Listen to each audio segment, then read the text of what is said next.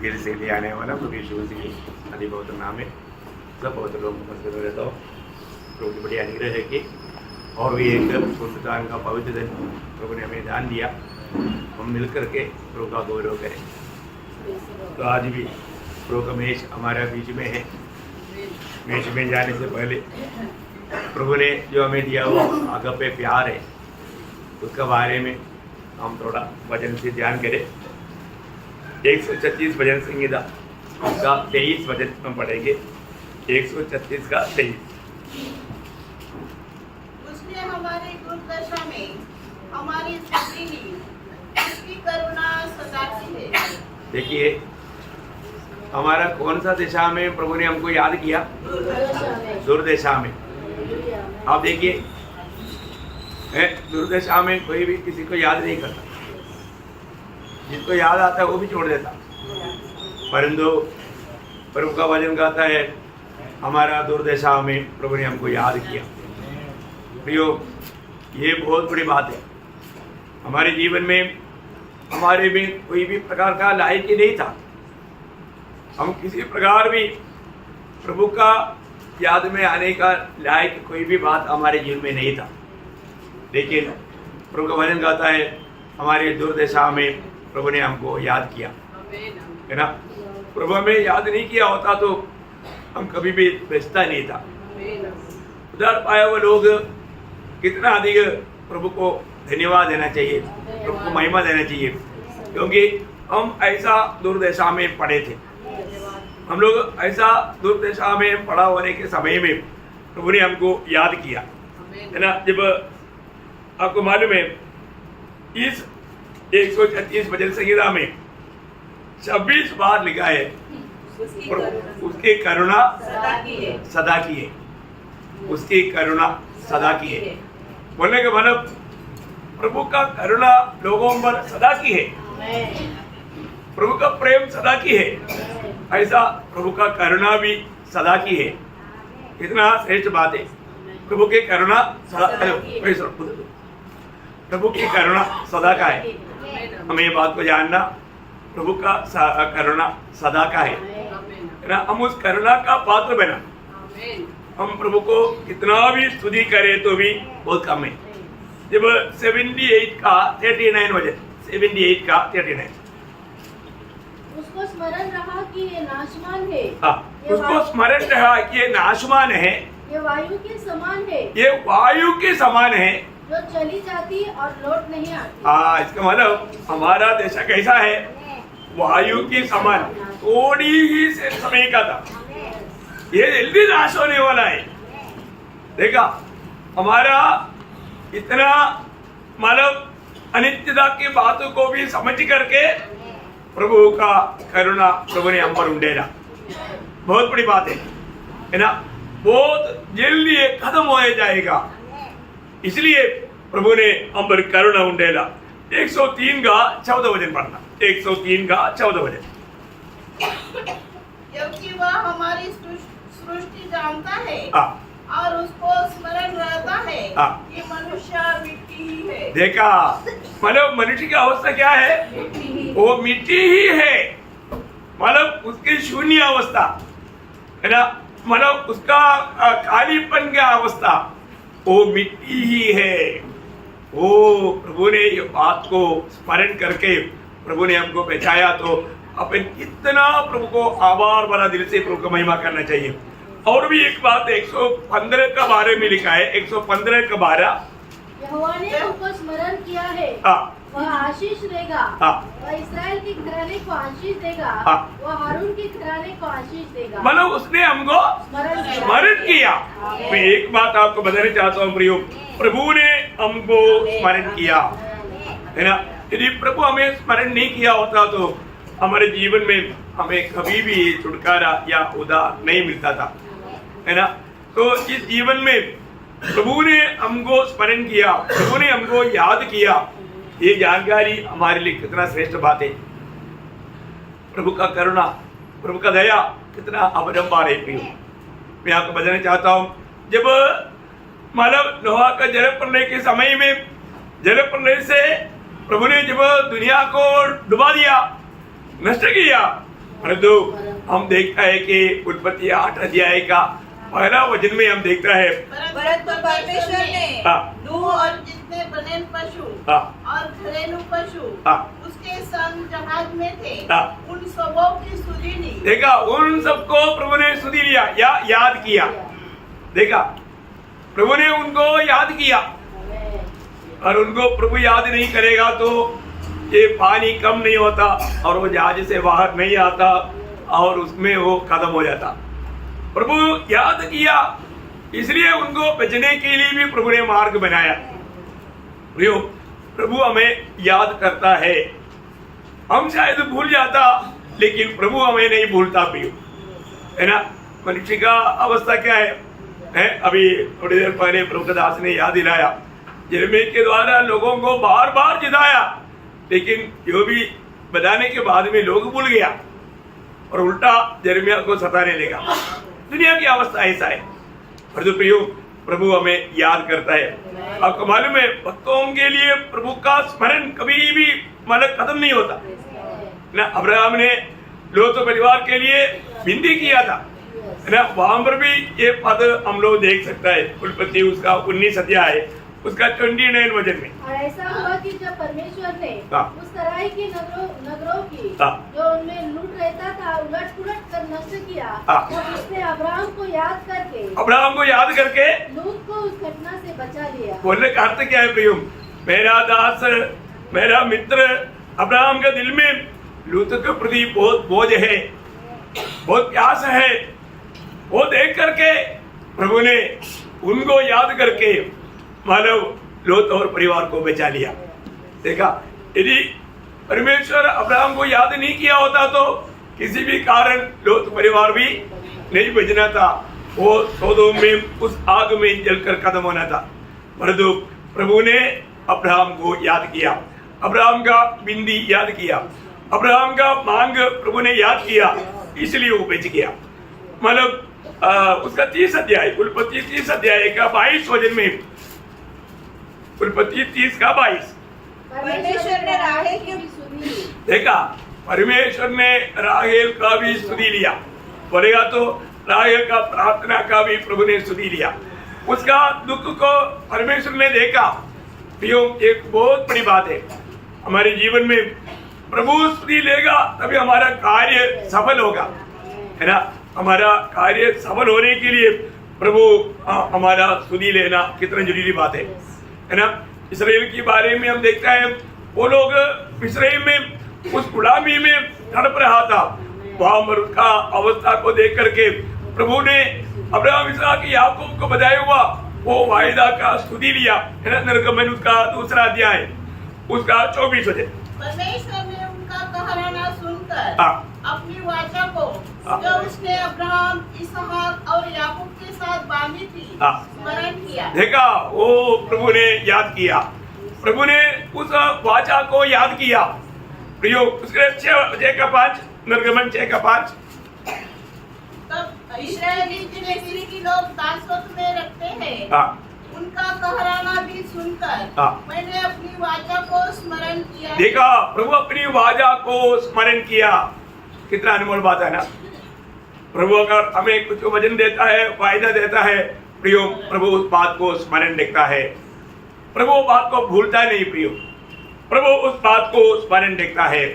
तो इसलिए मतलब प्रभु के उपस्थिति में एक सच्चा प्रभु का भक्त बनकर के जीवन बिताना हमारे लिए कितना धन्यवाद है ना। अन्ना का बारे में हम लोग देखता है कि मानव जब पहला शामुएल उसका 1 अध्याय का 19 वचन।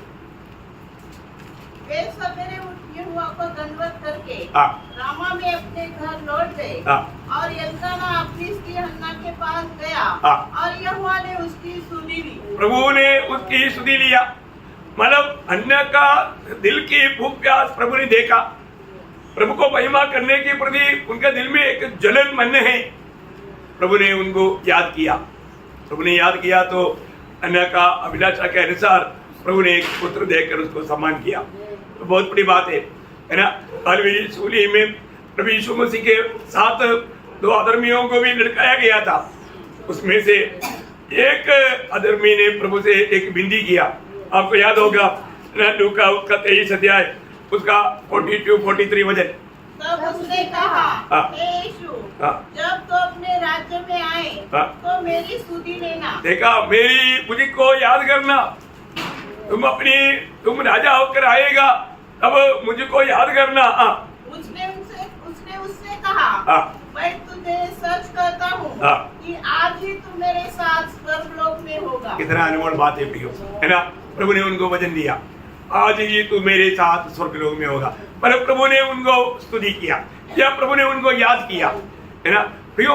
वो कितना हमारा प्रभु, उनको कोई काम नहीं है क्या याद करने के लिए? अभी आपको मालूम है ना, कई लोग बड़े बड़े हमारा अच्छा मित्रों को भी भूल जाता क्योंकि काम के बिजी में, अरे सॉरी मैं भूल गया ना। कितनी बार ऐसे कहते हुए आपने सुना। परंतु प्रभु कैसा दिशा में हमको याद किया, आप सोचिए हमारे में क्या लायकी था। तभी भी प्रभु ने हमको याद किया, मानव के ऊपर दृष्टि किया, यदन वाटिका में दिया वो वायदा प्रभु ने याद किया। प्रभु का कामों का एक निश्चित समय है, इसलिए गलातियों 4:4 में लिखा है, जब समय पूरा हुआ। हर एक बातों में प्रभु समय पर कार्य करता है, हम लोगों को समय नहीं। हमारा ऐसा चलता, ऐसा नहीं प्रियो। हमारा प्रभु और काम उसका करेक्ट समय में करता। हमारे लिए भी ऐसा डिसिप्लिन वाला बहुत जरूरी बात है। हर एक बातों का इक्लेसियास में लिखा है, उसका 3:1 में क्या लिखा, हर एक बात का देखिए हर बात का एक समय है प्रियो। हमारे मीटिंग का एक समय है, कई लोगों को नहीं मालूम, वो कैसे भी आता जाता, ऐसा नहीं प्रियो, है ना। बहुत बड़ी बात है। प्रभु हर एक काम उसका समय में अच्छा रीति में करता। हमारे भी जीवन में ऐसा होना चाहिए। हम प्रभु के लोग हैं, तो उसका 7 का 11 में शायद लिखा है ऐसा।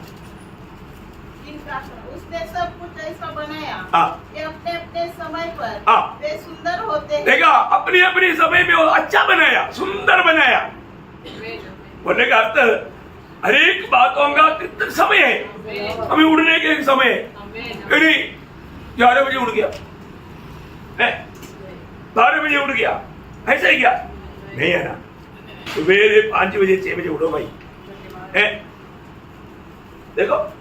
कई लोगों को उसका भी टाइम नहीं, सोने का भी कई लोगों को टाइम नहीं है, ऐसा है क्या? हर एक बातों का एक टाइम है। हम लोग स्कूल में जाने का कोई टाइम है? मेरे को मनमानी 8 बजे के टाइम में मैं 9 बजे जाऊंगा, चलते ही क्या? आपका प्राइवेटली चलेगा, आपका स्कूल है तो है, पर तो एक नियमानुसार चलने वाले जगह पर नहीं चलेगा।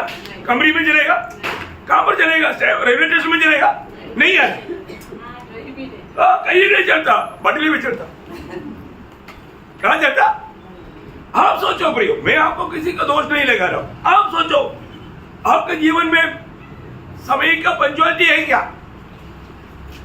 हाँ, नहीं, वो हमको ऐसा नहीं बोलना, ऐसा नहीं हमारे बारे में बोलना, ऐसा लोगों को कहना है। प्रियो, आपके दिल में प्रभु का प्रति सम्मान नहीं, ये है सच्ची बात। आपके अंदर प्रेम नहीं, आपको आज्ञा मानने का अभी तक गुण नहीं। आप पगले कैसे था? हम कौन से आत्मा का अधीन था? आज्ञा ना मानने वाला। अभी भी ऐसे ही है। पगले अभी ऐसा फर्क नहीं, अभी भी प्रभु में आने के बाद में भी अभी भी हमारे में नो फर्क। पहले कैसे था ऐसा अभी भी। इतना दुखदायक बात है भैया, ये मसीह जी में नहीं, क्या अपने आप को परखना है, एक अच्छा आदर्श बनना। प्रभु का वचन जो कहता है मानना सीखना, है ना। आपको प्रोत्साहन देता है तो उसमें कोई मानव बुरा नहीं मानना।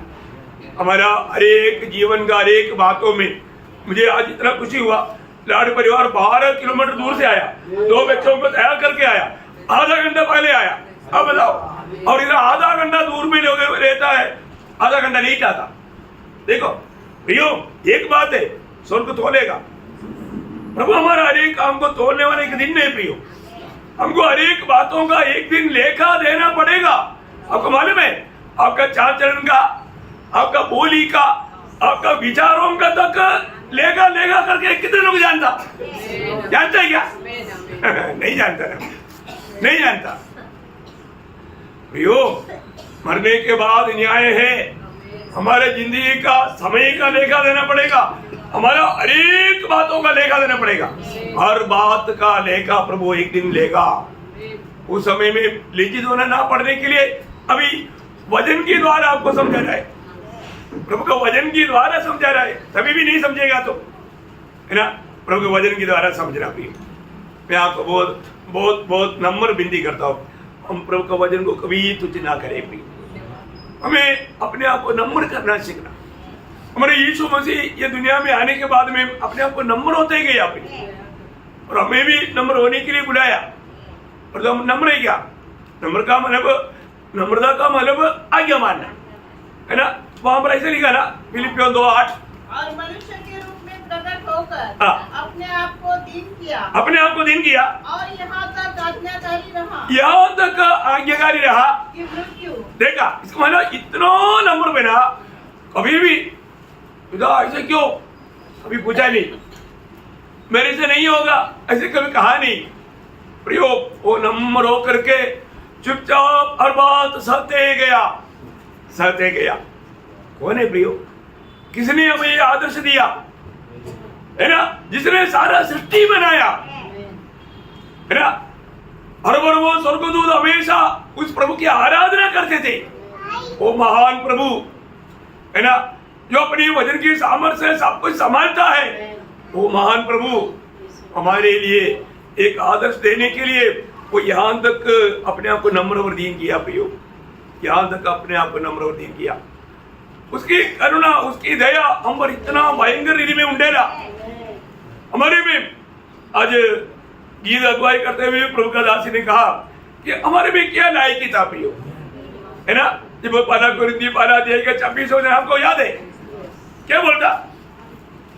26 से 29 तक वचन पढ़िएगा। भाइयों, अपने बुलाए जाने को तो सोचो कि न शरीर के अनुसार बहुत ज्ञानवान और न बहुत सामर्थ्य और न बहुत कुलीन बुलाए गए। देखा प्रियो, यहाँ पर बैठा हुआ ऐसा कौन व्यक्ति है जो आपका लायकी के कारण प्रभु ने चुना है? इधर का कंपनी के लोग भी आपका लायकी देखता, ग्रेजुएशन है क्या, अच्छा हैंडसम है क्या, देखने में है, काम करने लायक है क्या, सब देखता ना है। कोई भी बात पर देखो, पर जो प्रभु का चुनौती हमारे लायकी देकर के नहीं, नालायकी देकर के। हम नालायक थे, प्रभु परमेश्वर ने हमें लायक बनाया, देखा। इसलिए जो भी प्रभु के अनुग्रह से उधार पाए वो लोग कभी भी घमंड नहीं करेगा। वो हमरो वाक्य आगे बढ़िए। परंतु परमेश्वर ने जगत के मूर्खों को चुन लिया है। किसको चुना? मूर्खों को। अरे हम लोग मूर्ख लोग था ना, है ना। प्रभु को ना जान करके जो प्रभु नहीं उसको प्रभु बोलते थे। आप मूर्ख नहीं है क्या? जो प्रभु ने मूर्ति को बोलते प्रभु, हाथ कला को बोलते प्रभु, है ना। कंधे पर लेके चलता था ना। अरे प्रभु ने हमको कंधे पर लिया हुआ है, आप क्यों प्रभु को कंधे पर लेगा? वो प्रभु नहीं है ना। वो हम मूर्ख थे, है ना। परमेश्वर को हम बनाते थे। अरे प्रभु ने हमको बनाया, प्रभु हमारा प्रियो, प्रभु को हम कैसे बनाएगा? हम मूर्ख नहीं था, नंबर 1 मूर्ख, है ना। देखो कई बुद्धिमान लोग बोलते हैं प्रभु ही नहीं, वो भी सही बोलता क्योंकि मूर्ख है। मूर्ख अपना मन में कहता है प्रभु नहीं। देखा अब आप देखिए प्रियो, हम लोग इस दुनिया में नालायक होने के समय में भी, मूर्ख होने के समय में भी प्रभु ने हमें चुना। आप देखो है ऐसा प्रभु ने हमें और कहां के लिए चुना? स्वर्ग के लिए। वाह वाह वाह, प्रभु के साथ रहने के लिए। कितने लोग विश्वास करता? प्रियो, हमारा प्रभु ने वचन दिया है, प्रभु ने वायदा दिया। कितने लोग विश्वास करते हैं प्रभु आएगा? आएगा ना। किसके लिए आएगा? हमारे लिए आएगा, मेरे लिए आएगा। हाँ, ये खुशी उधार पाए लोगों को है, क्योंकि मेरा प्रभु कभी झूठ नहीं बोलता। यीशु मसीह ने बोला है, या मैं हूँ वहां तुम भी रहने के लिए, मैं आकर तुम्हें ले जाऊंगा। ओह क्या शब्द है ये! यीशु मसीह ने चेलों को बताया, साथ ही साथ यीशु मसीह ने पिता को क्या बोलता माना, एक हिसाब से पढ़ना वो प्रार्थना में यूहन्ना 17 अध्याय के 24 हे पिता, मैं चाहता हूँ कि जिन्हें तूने मुझे दिया है, जहाँ मैं हूँ वहाँ वे भी मेरे साथ। कितने लोग विश्वास करता यो पिता से पुत्र का ये चाहते है, कौन देगा? जो उधार पाए। उधार नहीं पाए उनके लिए नहीं, वो तो जाएगा आनंद काल का नरक के आग में, उन लोगों को उधरी खुशी है। प्रियो एक बात जानना प्रियो, हमारे जीवन में जो भी उधार पाया, प्रभु ने जिसका उधार किया, उसका बारे में प्रभु की इच्छा है वो मेरे साथ रहना। वो पिता वो बात को इनकारेगा कभी नहीं, पुत्र का इच्छा कभी नहीं इनकारेगा। देखा हम लोग कितना धन्य लोग है। तो प्रभु का वचन गाता है, इसलिए जो बुलाहट पाया वो लोग ये जानना, तुम कोई योग्यता इसलिए नहीं बुलाया, तुम्हारा योग्यता प्रभु बोलता है तुम मूर्ख था। और आगे, और परमेश्वर ने जगत के निर्बलों को चुन लिया। देखा तुम बलवान भी नहीं था, तू निर्बल था, छोटा सा एक हवा आ गया तो संगति छोड़ने वाला, निर्बल नहीं।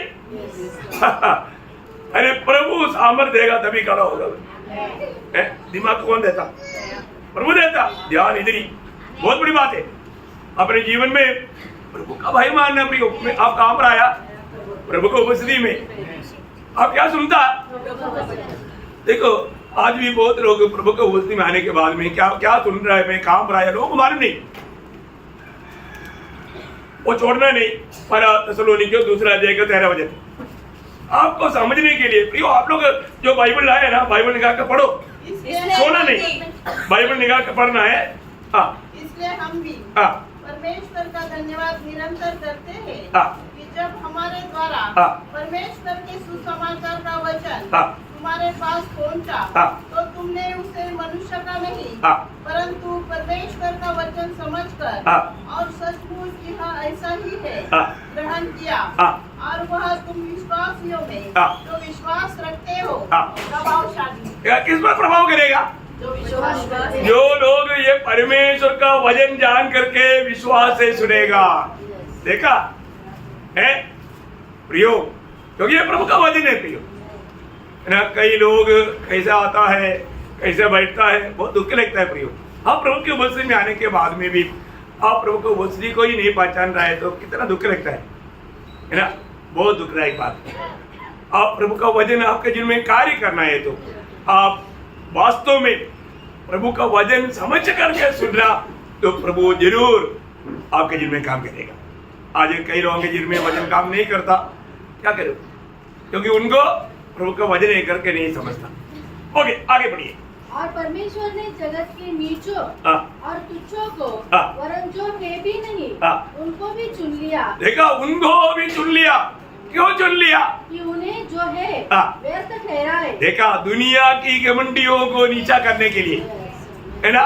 वो उनको बिल्कुल प्रभु ने पर उनके प्रभु के सामने वो लोग खड़ा होने का योग्य ना होने के लिए हमें चुना प्रियो, हमें चुना।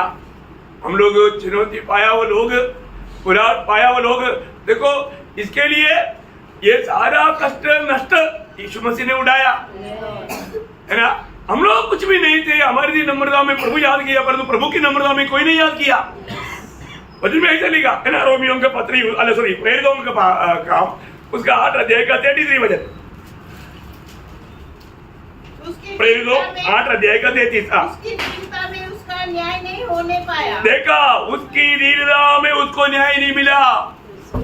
देखा, उसकी दीनता में वो इतना नम्र होने के समय में उसको न्याय नहीं मिला।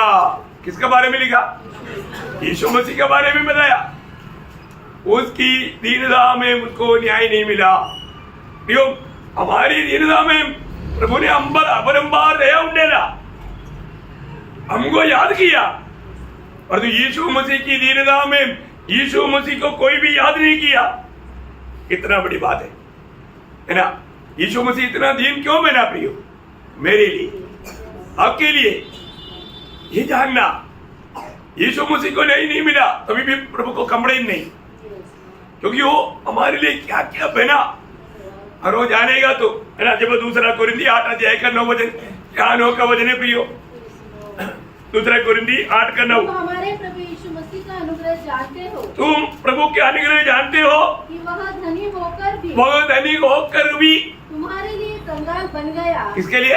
हमारे लिए बन गया। ओ, हमारे लिए वो कंगाल बना। क्यों?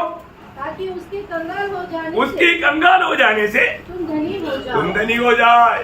अयो, हमें धनिक बनाने के लिए यीशु मसीह हमारे लिए कंगाल बना। कैसा प्यार हमको मिला प्रियो। हमें बात को जानना है। हमें दरिद्र अवस्था से हमें धनिक बनाने के लिए प्रभु यीशु मसीह हमारे लिए कंगाल बना। हमें मिला हुआ इन अनुग्रहों के लिए हमें कितना स्तुति करना चाहिए, फिर भी हम स्तुति नहीं करता, है ना। उसका 9 का 15, दूसरा कोरिंथी 9:15। परमेश्वर का उसके उस दान के लिए हाँ। जो वर्णन से बाहर है, हाँ। धन्यवाद हो। ओ, धन्यवाद हो। इतना स्तुति करना चाहिए प्रियो। हमारे होठों में हमेशा प्रभु का स्तुति रहना चाहिए, है ना प्रियो। हमारे जीवन में हमारे लिए प्रभु ने क्या नहीं किया। यीशु मसीह में विश्वास करके छुटकारा पाए हुए लोग तो क्या और कहीं छुटकारा है क्या? नहीं है ना। है छुटकारा सिर्फ यीशु मसीह के नाम है ना। जब कोलोसियों का पत्र उसका 5 अध्याय का 14 वचन, लॉर्ड जिसमें हमें छुटकारा अर्थात पापों की क्षमा प्राप्त होती है। यीशु मसीह में हमें छुटकारा और पाप की क्षमा प्राप्त होता। और किसी में होता है क्या? दुनिया भर में नहीं प्रियो है।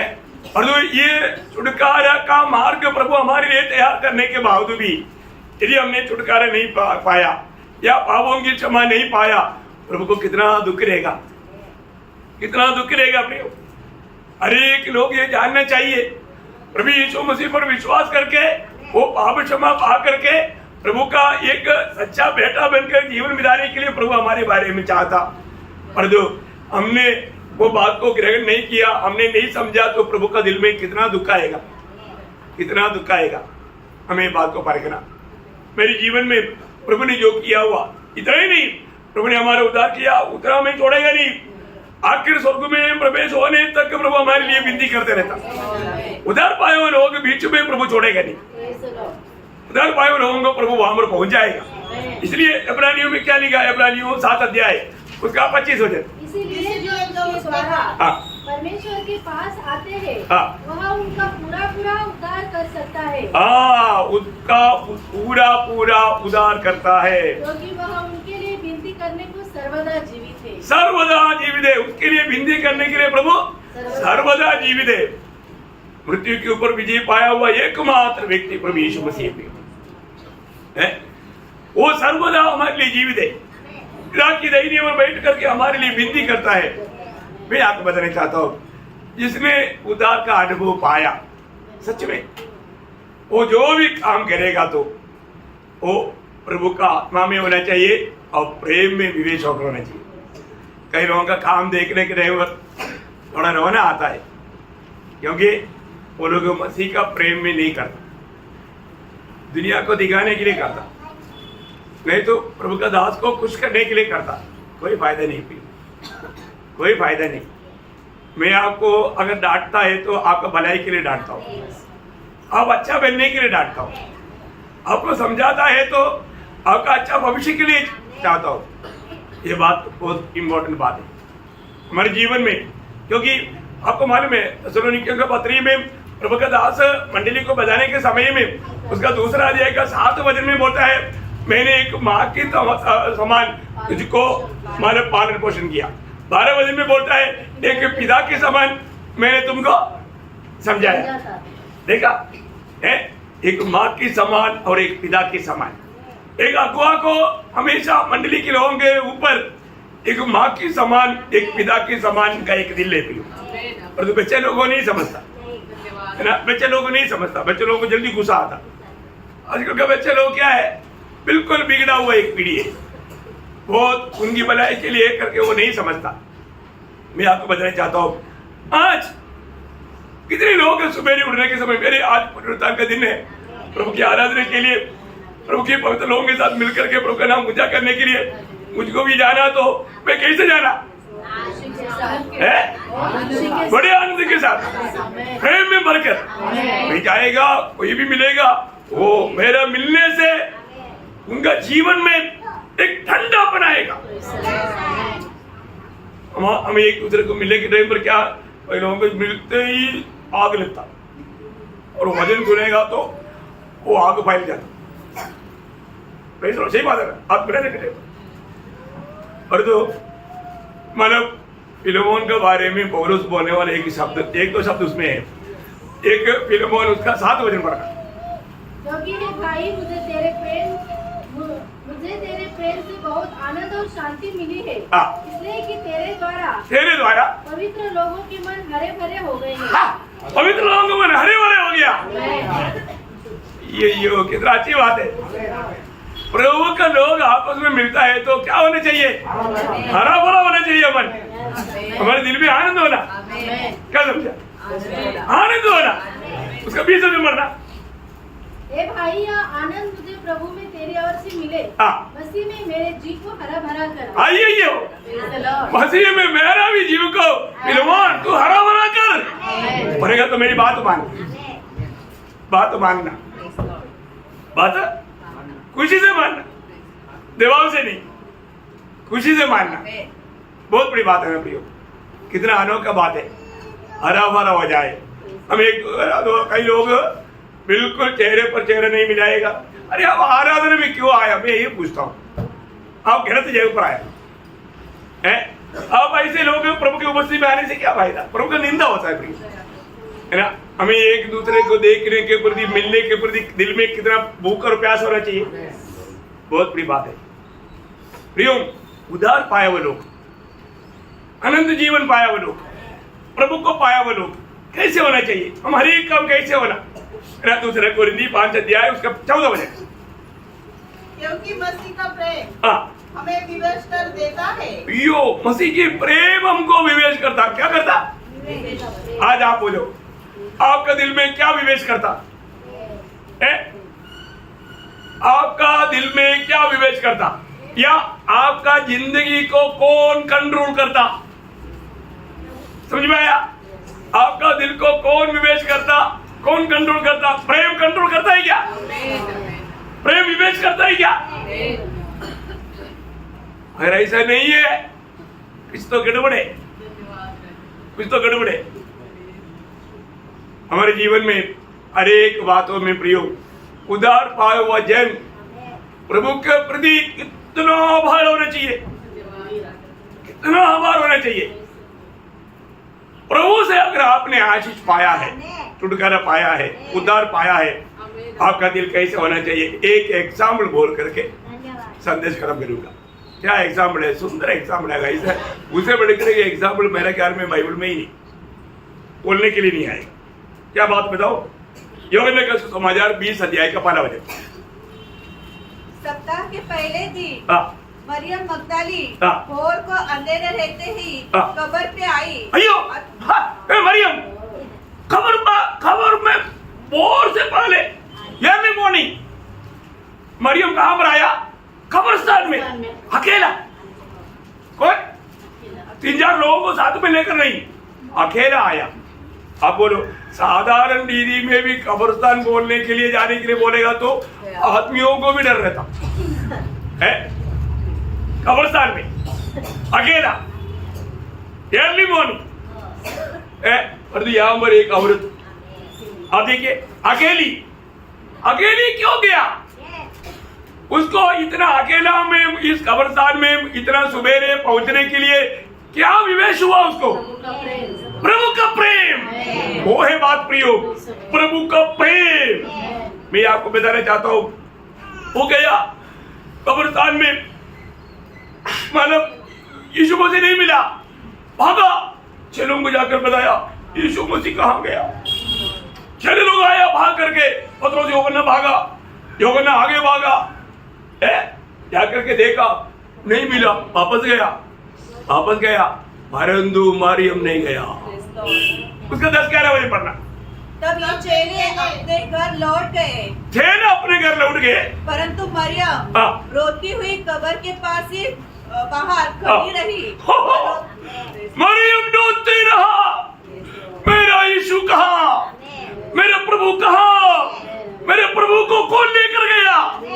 क्यों प्यार है, प्यार प्यार क्यों प्यार है प्रियो? इतना प्यार क्यों? आपको मालूम है, मरियम मगदलीनी को मालूम है मेरा जिंदगी एक बिगड़ा हुआ जिंदगी था। 7 दुष्ट आत्माओं ने मुझको दबा करके, वो मेरे को सता करके मेरे जीवन को भ्रष्ट किया था। कितना बुध जब लूका 8 अध्याय का 2 वचन। और कुछ स्त्रियों भी थी हाँ। जो दुष्ट आत्माओं से हाँ। और बीमारी से हाँ। छुड़ाई गई थी। कितना कितना?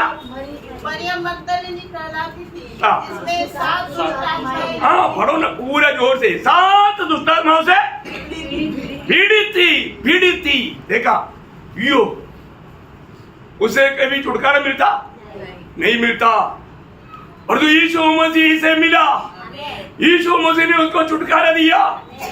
वो 7 दुष्टात्मा से पीड़ित वो मरियम, अभी छुटकारा मिला हुआ मरियम, छुटकारा दिया वो यीशु मसीह के प्रति इतना आभार हो गया। आप देखो प्रियो, आप देखना हमारे जीवन में हम प्रभु से आभार है क्या? आप देखिए, इसलिए जी उठने के बाद में सबसे पहले प्रभु किसको प्रकट हुआ? मरियम, क्योंकि उसको इतना प्यार था, प्रभु का प्रति उनको इतना प्यार था। प्रियो, आज भी प्रभु हमारे सबका दिल के प्यार को तोलता है। हम कितने प्यार से प्रभु का कार्य करता है। हमें दिल में प्रभु का प्रति प्यार है क्या? प्रभु का बात मानने के लिए प्यार है क्या? यहाँ पर बैठा हुआ ऐसा कोई इंसान नहीं जिसने उधार नहीं पाया होगा, तभी भी आपने भी प्रभु से आशीष पाया है, प्रभु से बहुत उपकार पाया है। आपको याद है 103 भजन संहिता का 1, 2, 3 भजन क्या बोलता? हे मेरे मन, हाँ, यहोवा को धन्य कह। क्यों करना? दूसरा भजन, हे मेरे मन, यहोवा को धन्य कह हाँ। और उसके किसी उपकार को न भूलना। देखा, किसी उपकार को नहीं भूलना। प्रियो, प्रभु ने कितना उपकार किया, कौन गिनती करके बोल सकता? कोई बोल सकता? अरे अनगिनत उपकार किया ना, अनगिनत उपकार किया ना है। कल रात को भी आपने सोया तो प्रभु का निकले, प्रभु का उपकार है। खाना खाया ना, सुबह ने उठ करके मैंने चाय पिया ना, है ना, नहाया ना, सब कौन दिया? उठने का ताकत कौन दिया? चलने का सामर्थ कौन दिया? यो सब प्रभु ने दिया। इसके बावजूद भी हमारे दिल में हम प्रभु के प्रति आभारी है क्या? है? प्रभु को धन्यवाद देता है क्या? है? बहुत बहुत बहुत हमें समझना प्रिय। आज बहुत लोग है ना, इतना बड़ा उदार, कितना बड़ा, इतना बड़ा, कितना बड़ा, जितना बड़ा इतना प्रभु बड़ा है, कितना प्रभु बड़ा है, उतना बड़ा उदार, इतना बड़ा उदार पाया हुआ हम लोग आज प्रभु के साथ आभार है क्या? मैं शमूएल इस्राएल को समझाने के टाइम पर एक बात उठाकर कहता है ना, पहले शमूएल उसका 12 अध्याय का 24 वचन पढ़ना। केवल इतना हो कि तुम लोग यहोवा का भय मानो और सच्चाई से अपने संपूर्ण मन से उसकी उपासना करो, क्योंकि यह तो सोचो कि उसने तुम्हारे लिए कैसे बड़े बड़े काम किए। ये सोचो प्रियो, उसने तुम्हारे लिए कैसे बड़े बड़े कार्य किया है। प्रभु ने तुम्हारे लिए कैसे बड़े बड़े कार्य किया, इतना तो सोचो प्रियो, इतना तो सोचो। उसका 22 वचन का भी पाठ भी थोड़ा पढ़िएगा। यहोवा ने तुम्हें अपनी ही इच्छा से अपनी प्रजा बनाया है। ओ हालेलुया।